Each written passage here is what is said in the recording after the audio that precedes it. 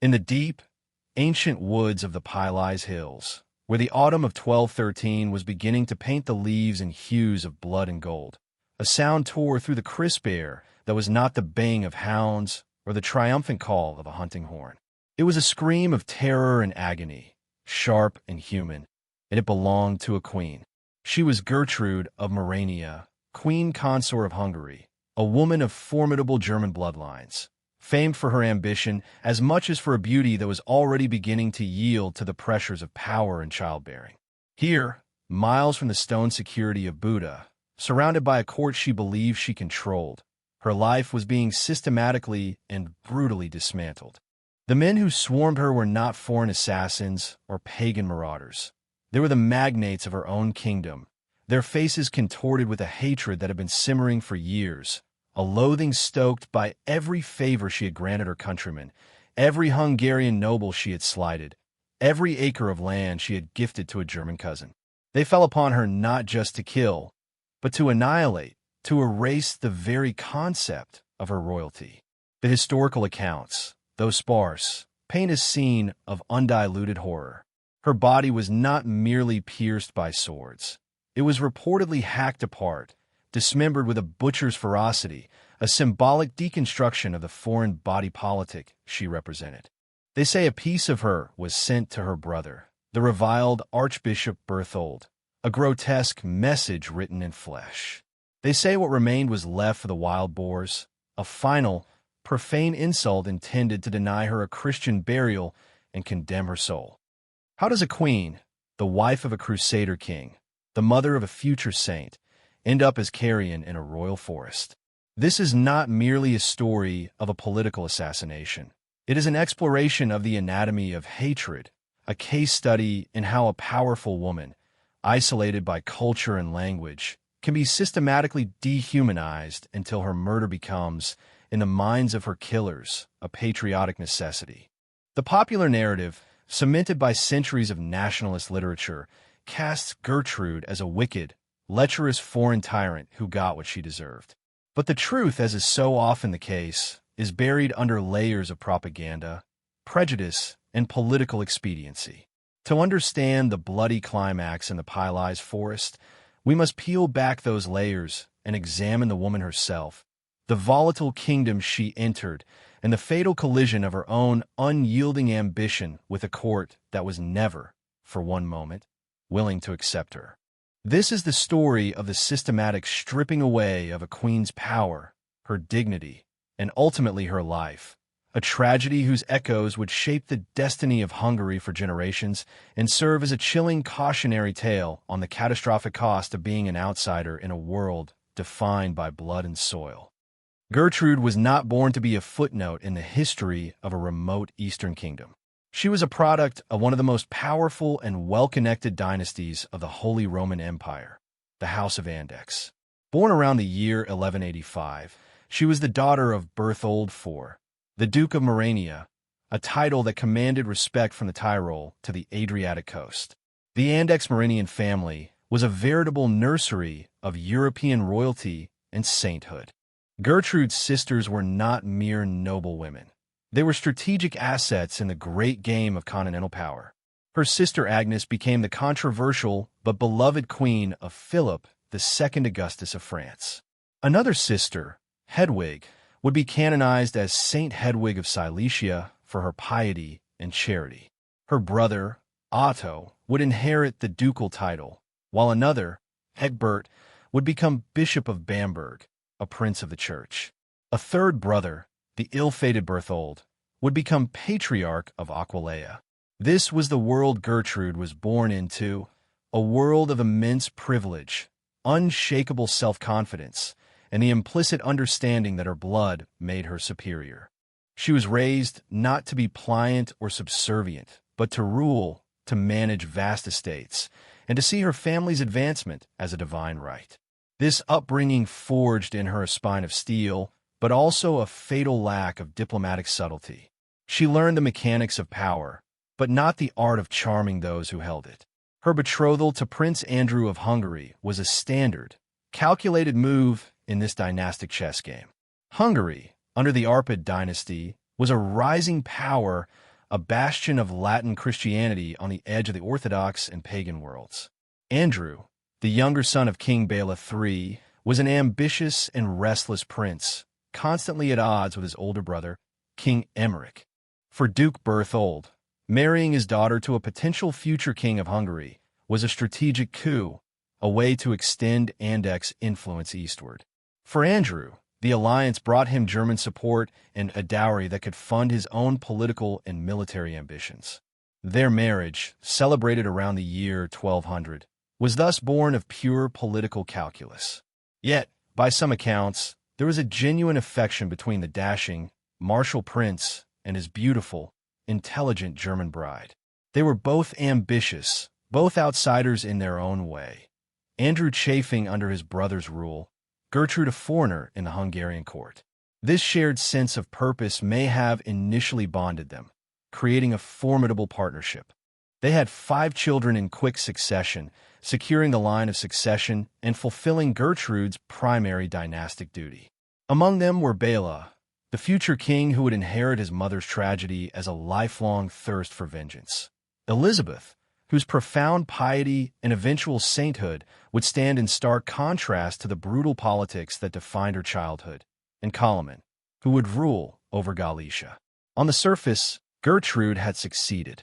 She was a queen, a mother of princes, the wife of a man who, after his brother's death in 1204 and a brief, tense regency, finally became King Andrew II in 1205.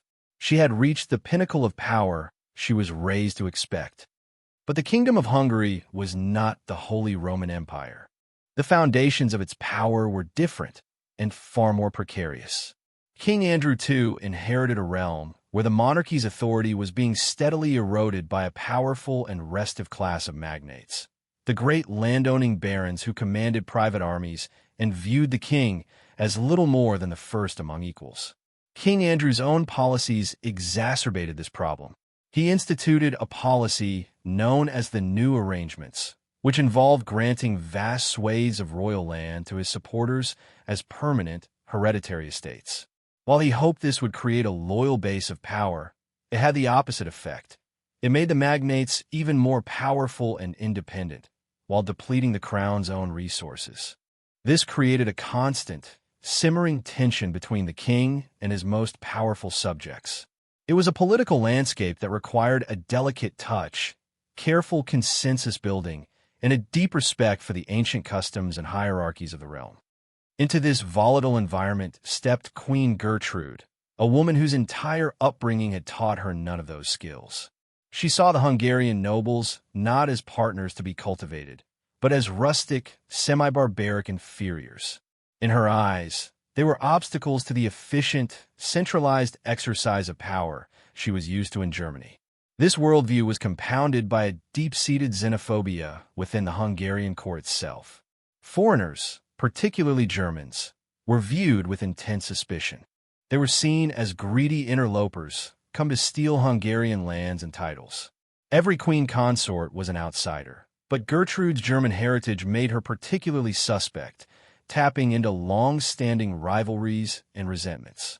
The role of a queen consort in Hungary was traditionally a passive one.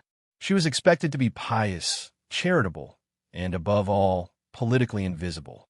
She was to produce heirs and prey for the kingdom, not meddle in affairs of state. Gertrude, with her sharp intellect, her boundless ambition, and her Andech's sense of entitlement, had no intention of being a decorative ornament. She saw power as something to be wielded, and she saw no reason why she, with her superior breeding and intelligence, should not wield it. This fundamental clash of expectations, her ambition versus their tradition, was the dry tinder waiting for a spark. The spark came when King Andrew II pursued his own military obsessions abroad. He was a quintessential crusader king, more interested in glorious campaigns in the East than in the tedious administration of his own kingdom. He launched repeated, costly, and largely fruitless campaigns to assert control over the neighboring kingdom of Galicia-Volhynia. During his long absences, he needed someone to govern Hungary in his stead. He trusted his wife implicitly. It was a logical choice for him, but a catastrophic one for the kingdom's stability. He appointed Queen Gertrude as his regent, handing her the full authority of the crown. This act was the turning point, the moment that transformed the nobles' simmering resentment into a lethal conspiracy. It was one thing to tolerate a foreign queen who knew her place. It was another entirely to be ruled by one. Gertrude, finally unshackled from the constraints of being a mere consort, embraced her role with vigor. And in doing so, she began to sign her own death warrant.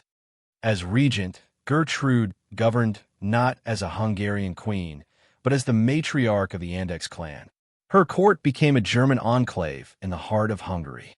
The primary beneficiaries of her power were not the long-serving Hungarian magnates, but the relatives she invited from her homeland. She showered her kinsmen with lands, titles, and offices, carving up the kingdom's resources to enrich her own family. This was more than just nepotism. It was a flagrant and insulting dismissal of the entire Hungarian aristocracy. The most egregious example, the one that became a symbol of her misrule, was the elevation of her younger brother, Berthold. A man of the cloth with a reputation for licentiousness and arrogance, Berthold was, through his sister's influence, appointed Archbishop of Kalocsa, one of the most powerful and wealthy sees in the kingdom. Not only was he a foreigner, but he was also notoriously unfit for the office. He lived a life of lavish indulgence, and dark rumors began to swirl around him. The Hungarian clergy was outraged. The nobles were incensed. To them, this was not just a political appointment. It was a defilement of a sacred Hungarian institution. Another brother, Egbert, also benefited from her largesse, receiving estates and influence that, in the eyes of the native nobles, rightfully belonged to them. The queen's favoritism created a toxic atmosphere in the court. Every grant of land to a German was seen as a theft from Hungarian. Every German accent heard in the corridors of power was a reminder of their own disenfranchisement. The financial cost was immense. Gertrude's generosity to her family, coupled with Andrew's expensive wars, drained the royal treasury. To raise funds, she was accused of debasing the currency and imposing heavy taxes, further alienating not just the nobility, but the common people as well. It was during this period that the whispers against her grew into a roar. She was no longer just the haughty German queen. She was a leech, sucking the lifeblood from the kingdom for the benefit of her foreign kin.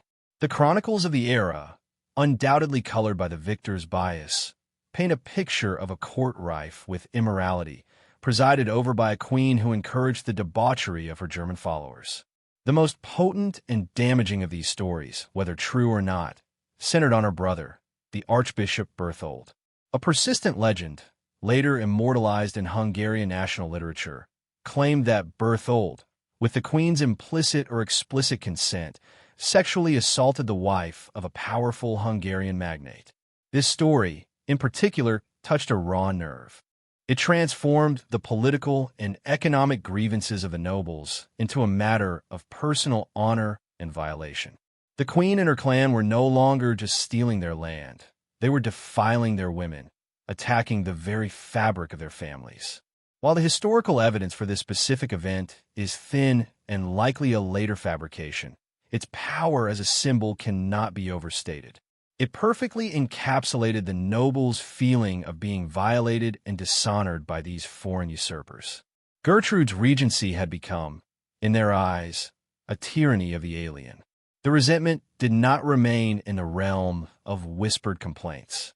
It began to coalesce into a concrete plot. The conspiracy that formed against Gertrude was not the work of a few hot-headed malcontents. It was orchestrated by some of the most powerful men in the kingdom. The names that have come down through history are a roll call of the Hungarian elite. Peter, son of Tor, Simon and Michael Kacsix, and, most famously, the Palatine Bank. Bank's role is the most complex and has been the subject of the most intense historical and literary speculation. As Palatine, he was the highest-ranking official in the kingdom after the king, the chief judge, and the king's viceroy. His involvement lent the conspiracy a veneer of legitimacy. Why would a man of his stature risk everything to murder the queen? The traditional narrative, enshrined in Joseph Catona's 19th-century play Bankbon, provides a simple, dramatic motive: revenge. In the play, Bank is away inspecting the kingdom's borders when he learns that the queen's brother, with Gertrude's connivance, has drugged and raped his beautiful wife, Melinda.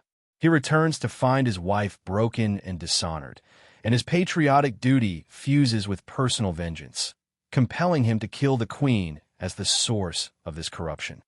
This powerful story of honor and revenge has defined Gertrude's image for centuries.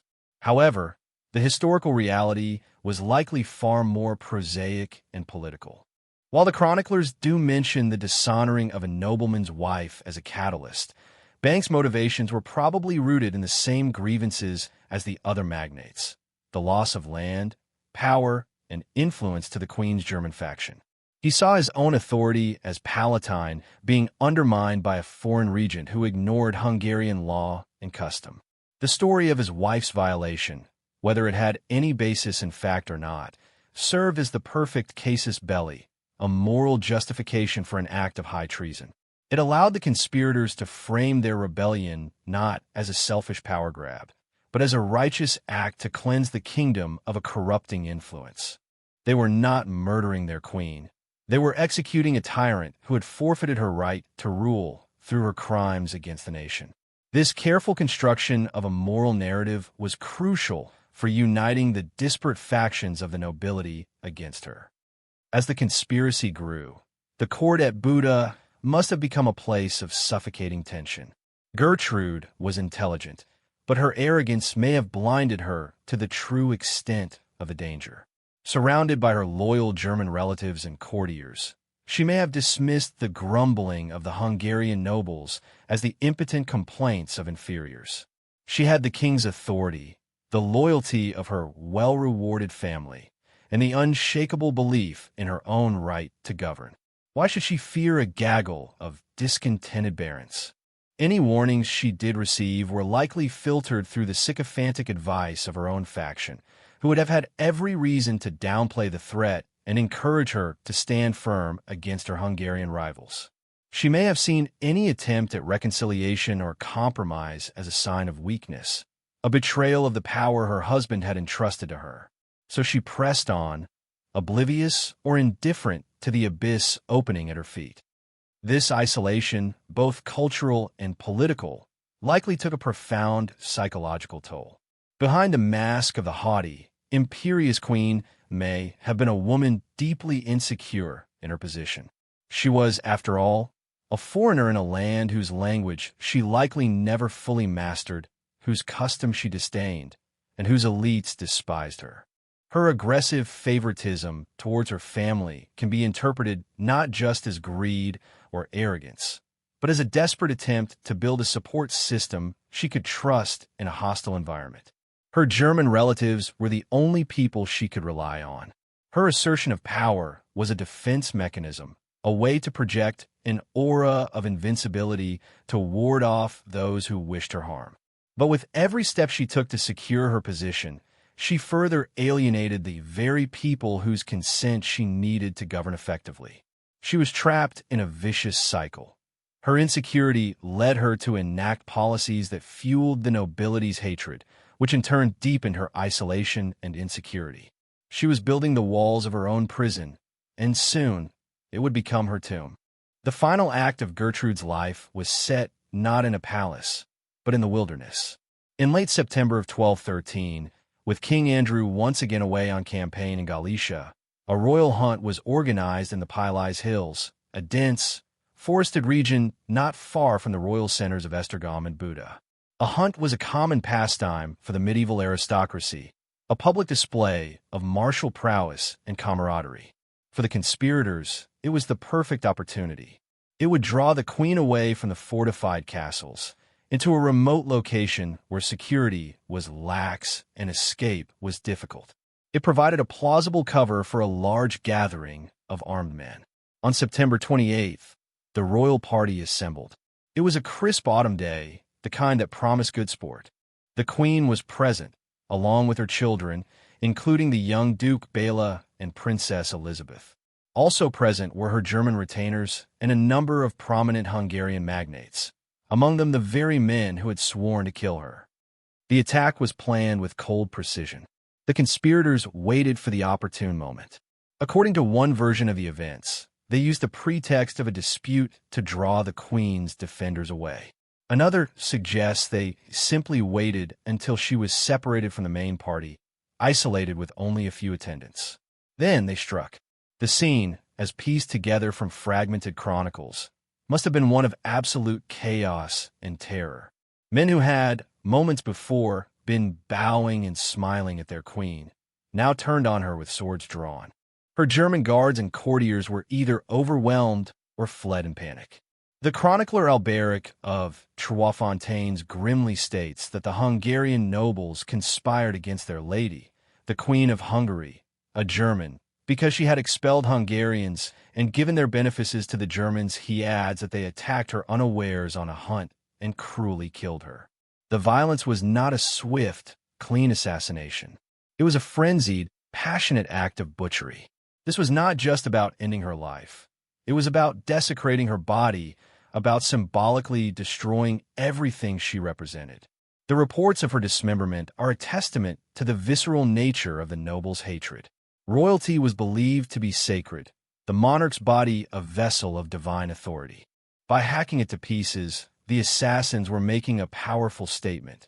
She was not, and had never been, a legitimate ruler in their eyes. They were reducing the Queen of Hungary to mere flesh and bone, denying her status even in death. The story that they left her remains to be devoured by wild boars, animals considered unclean, was the ultimate act of profanation. It was a deliberate attempt to deny her a Christian burial, to cast her out from the community of the faithful, just as they felt she had cast them out from the community of the realm. The psychological impact on those who witnessed it, especially her own children, is impossible to fully comprehend. The 8-year-old Prince Bela and the 6-year-old Princess Elizabeth were reportedly present at the hunt. The sight of their mother being torn apart by the trusted nobles of their father's court would have been a trauma of unimaginable proportions, a horror that would shadow them for the rest of their lives. In the immediate aftermath of the murder, a chilling calm descended. The conspirators, their vengeance enacted, melted back into the political landscape. News of the assassination spread like wildfire, sending shockwaves across Hungary and throughout the courts of Europe. The murder of a queen, particularly in such a brutal fashion, was an almost unheard-of event. It was a profound violation of the medieval world order. When King Andrew II finally received the news in Galicia and rushed back to his kingdom, he was met with a grim reality. He found his wife's mutilated body, a kingdom on the brink of civil war, and a nobility that was defiant, not cowed. His grief, which by all accounts was genuine, was immediately tempered by political necessity. He was a king without the power to enforce his own justice. The handling of Gertrude's remains was his first challenge. He recovered what was left of her body and arranged for her burial. He chose the Cistercian monastery at Pylais, an abbey his own family had founded. It was a royal resting place, an attempt to restore in death the dignity that had been so violently stripped from her in life. Her tomb, a magnificent example of French Gothic sculpture, depicted her as a serene, regal figure, a stark and deliberate contrast to the gruesome reality of her end. It was an act of posthumous propaganda, an attempt by Andrew to reassert the sanctity of the royalty his nobles had so profanely violated. But a stone effigy could not erase the fact that the Queen's murderers were still at large and still powerful. Andrew's pursuit of justice was a masterclass in political impotence. He knew who the main conspirators were. Their identities were an open secret. Yet, he could not simply round them up and execute them. Men like Palatine Bank were too powerful, with too many allies. To move against them directly would be to risk a full-scale rebellion that could cost him his throne. So he temporized. He made a great show of rounding up and punishing some of the lesser figures involved. Peter, son of Tor, was captured and, in a display of calculated savagery meant to appease the Queen's German family and project an image of royal strength, was impaled. His family's estates were confiscated. But the principal architects of the plot escaped, largely unscathed. Bank was removed from his office as Palatine, but he was not executed or exiled. He retained his lands and much of his influence, living for years after the assassination. The Caxix brothers also largely avoided retribution. King Andrew was forced into a humiliating compromise. He sacrificed a few pawns to create the illusion of justice, while allowing the kings and knights of the conspiracy to remain on the board. He needed the support of the magnates to rule, even the ones who had butchered his wife. The message this sent was clear and devastating. In the Kingdom of Hungary, the nobles were powerful enough to murder their queen and get away with it. The long-term consequences of Gertrude's murder were profound and far-reaching. The assassination did not solve the kingdom's problems, it institutionalized them. It dramatically shifted the balance of power, fatally weakening the monarchy and emboldening the magnates. Having successfully eliminated a regent they despised, the nobility continued to press their advantage against the weakened King Andrew. This relentless pressure culminated 9 years later, in 1222, with the promulgation of the Golden Bull. This Charter of Liberties, often compared to England's Magna Carta, was forced upon the king by his nobles. It formally limited royal power, guaranteed the privileges of the nobility, and, most remarkably, included a clause granting the magnates the right to resist the king if he violated the terms of the charter. The murder of Gertrude and the subsequent issuance of the Golden Bull were two sides of the same coin. They were milestones in the subjugation of the Hungarian monarchy to its aristocracy. The impact on Gertrude's children was equally significant and deeply personal.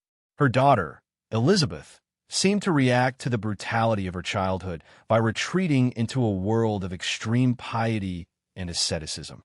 Married off to the Landgrave of Thuringia, she devoted her life to serving the poor and the sick, renouncing the worldly power and courtly intrigue that had destroyed her mother. Her life's trajectory was a complete rejection of the values Gertrude had held. After her husband's death, she embraced a life of poverty and was canonized shortly after her own early death, becoming Saint Elizabeth of Hungary, one of the most beloved saints of the Middle Ages. It is hard not to see her passionate charity as a response to the passionate hatred that defined her early years. Her son, Bela, reacted in the opposite way. The trauma of his mother's murder did not turn him towards God, but towards vengeance. He inherited a deep and abiding hatred for the magnates who had killed her and for the political system that had allowed them to escape justice. When he ascended the throne as King Bela IV in 1235, he immediately began a systematic purge. He launched revisions of the land grants his father had made, stripping many of the great noble families, including the descendants of the conspirators, of their estates. He had Palatine Bank's body exhumed and desecrated. He sought to crush the power of the aristocracy and restore the absolute authority of the crown. His mother's murder became the defining obsession of his reign, a ghost that haunted his every political decision. This quest for vengeance, however, had disastrous consequences.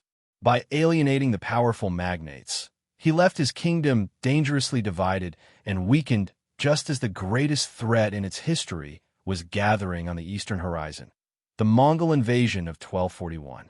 When the Mongols smashed the Hungarian army at the Battle of Mohi, many of the disaffected magnates were slow to rally to the king's side, a direct and catastrophic consequence of the political divisions that had begun with Gertrude's death 3 decades earlier.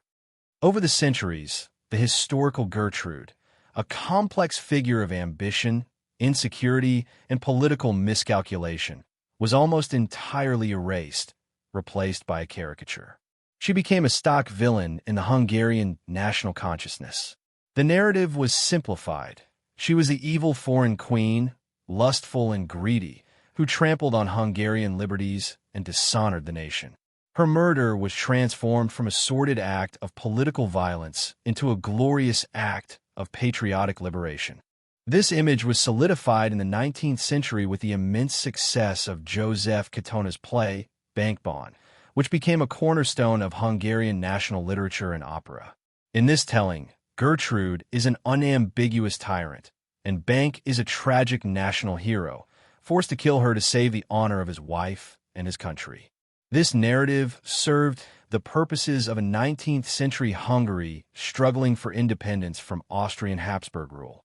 Gertrude, the German, became a convenient symbol for foreign oppression, and her assassination a heroic precedent for resisting it. This historical debate continues, with modern historians attempting to reconstruct a more nuanced picture. They point to the biased nature of the chronicles, written by men who had every reason to justify the noble's actions. They analyze the political context, showing how Gertrude's policies, while certainly unwise, were not entirely out of step with the practices of other European monarchs of the time. Her real crime was not necessarily tyranny, but being a German, a woman, and a ruler in a kingdom that was not ready for any of the three. She was a victim of a clash of cultures, a collision between the centralized, monarchical traditions of the Holy Roman Empire and the decentralized, oligarchic traditions of Hungary. She played the game of power as she had been taught, but she was playing on the wrong board with the wrong rules. The story of Gertrude of Morania is, therefore, a profound and tragic lesson on the nature of power and prejudice. It is a cautionary tale about how easily a political opponent can be dehumanized, their character assassinated long before their body. The Hungarian nobles did not believe they were murdering a woman, a wife, and a mother. They had convinced themselves they were slaying a monster, a foreign pestilence that was poisoning their kingdom. They stripped her of her humanity in their rhetoric before their swords stripped her of her life. The contrast between the propaganda and the reality is stark and horrifying. The public image was that of a lecherous, scheming tyrant who presided over a corrupt court. The private reality was likely that of a proud, isolated woman, clinging to the only people she trusted, trying to secure her power in a treacherous environment, and making fatal mistakes along the way. Ultimately, the tale ends where it began, in that clearing in the Pylais forest. One can imagine the scene after the killers had fled. The sudden, unnatural silence broken only by the rustling of leaves and the buzzing of flies, the abandoned hunting equipment, the blood soaking into the fallen leaves. And in the center of it all, the ruined body of a queen. The image is a brutal symbol of the complete collapse of order. The crown, the scepter, the titles, the powerful family, none of it mattered in that moment. All the trappings of power had been torn away, leaving only violated flesh. Gertrude of Morania entered Hungary as a pawn in a great dynastic game and rose to become a queen who ruled with an iron will. But history, shaped by her enemies, remembers her primarily for the gruesome manner of her exit. A German queen butchered by Hungarian nobles, her legacy forever stained by the accusation that she brought it upon herself. Her story is a chilling reminder that behind the grand tapestries of history, with its kings and battles and laws, lie raw, human tragedies, and that the line between a ruler and a victim can be as thin as the blade of an assassin's sword.